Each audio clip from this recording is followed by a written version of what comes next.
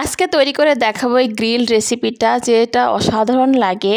রেস্টুরেন্টে যেয়ে মানে কিনে খাওয়ার থেকে বাসায় যদি এভাবে তৈরি করে খাওয়া যায় সেটা স্বাস্থ্যসম্মত হয় আর অনেক টেস্টি হয়। আমি তার জন্য এই যে মুরগি কেটে নিয়েছি তিনটা মুরগি কেটে নিচ্ছি। আমরা যেহেতু অনেক মানুষ তাই লাগবে, তো মুরগির পিসগুলোকে এবার আমি যেভাবে একটু মানে কেটে কেটে নিয়েছিলাম, এভাবে কেটে দিলে পরে মুরগির ভিতরে মশলাটা ঢুকে যায়, খেতে ভালো লাগে। এখানে দিয়ে দিলাম লবণ, তারপর দিয়েছি 3 টেবিল চামচ পরিমাণ টক দই, তারপরে দেবো হচ্ছে হলুদের গুঁড়া, মরিচের গুঁড়া, এরপরে দেবো আমি হচ্ছে পেঁপে বাটা দেবো 2 টেবিল চামচ। এরপরে উপকরণগুলো সব দিয়ে মাখিয়ে নিতে হবে। দিচ্ছে হচ্ছে 2 টেবিল চামচ পরিমাণ আদা রসুন পেঁয়াজ বাটা, সয়া সস, তারপরে দেবো হচ্ছে টমেটো সস, বারবিকিউ সসটাও দিয়ে দেবো।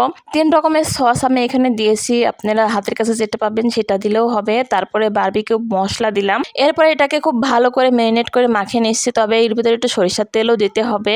আর এই যে একটু গরম মশলা ছিটিয়ে দিয়েছি, এটা দিয়ে আমি আবার ফের মাখিয়ে রেখেছিলাম। ম্যারিনেট করে রাখতে হবে প্রায় 2 থেকে 3 ঘন্টা, তাহলে খুব ভালো হবে। আমি এই যে রান্নাটা সেরে নিয়েছিলাম, যে চুলার উপরে ভিতরে আগুন আছে, আমি এর জন্য আরো কয়লাও তৈরি করে রেখেছিলাম। তো আমি এখন এই যে শিকের ভিতরে মুরগিগুলোকে খুব ভালো করে এঁটে দিচ্ছি, তারপরে এইভাবে এই যে আগুনের উপরে দিয়ে অনেক সময় লেগেছিল এটাকে এইভাবে মানে পুরাতে। তবে অনেক সময় যদি এটাকে ম্যারিনেট করে রাখা যায় তাহলে খুব বেশি সময় কিন্তু লাগে না। তারপরে আমি এর উপরে দিয়ে দিলাম একটু একটু করে তেল দিলে পরে এর কালারটা সুন্দর আসবে আর ভালো মতো পুড়বে। এই যে আমি কয়লা দিচ্ছি, এই কয়লাকে আমি আগে থেকে তৈরি করে রেখেছিলাম। আমি যেহেতু কয়লা দিয়ে মানে খড়ি দিয়ে রান্না করি, সেখান থেকে আমি কয়লাটাকে তৈরি করেছিলাম শুধু এই তন্দুরি করার জন্য, এই গ্রিলটাকে তৈরি করার জন্য। এবার আমি এটাকে খুব ভালো করে এই যে আস্তে আস্তে ধরে উল্টায় দেব। এক পিঠ তো হয়ে গেছে, যাতে আরেক পিঠ একটু ভালো মতো হয়ে যায়। খুব সুন্দর মতো কিন্তু এটা হয়ে গেছিল।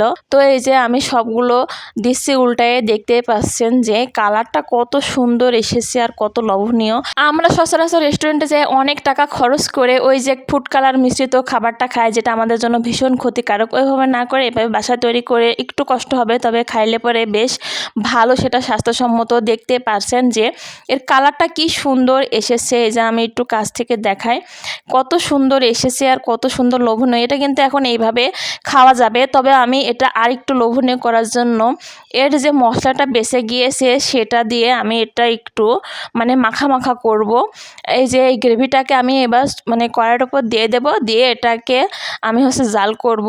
আমি যে মুরগিটাকে পুড়িয়েছি সমস্ত এর ভিতরে দিয়ে এটা একটু নেড়ে চেড়ে নেব। যখন এটা এই যে এঁটে আসবে বা মশলাগুলো গায়ে লেগে যাবে, তখন এটাকে আমি নামিয়ে ফেলবো। এভাবে এখন নান রুটি বা সাধারণ রুটি দিয়েও খাওয়া যাবে। তো ভিডিওটি ভালো লাগলে একটু লাইক কমেন্ট শেয়ার করে পাশে থাকবা। যে পর্যন্ত, আল্লাহ হাফেজ।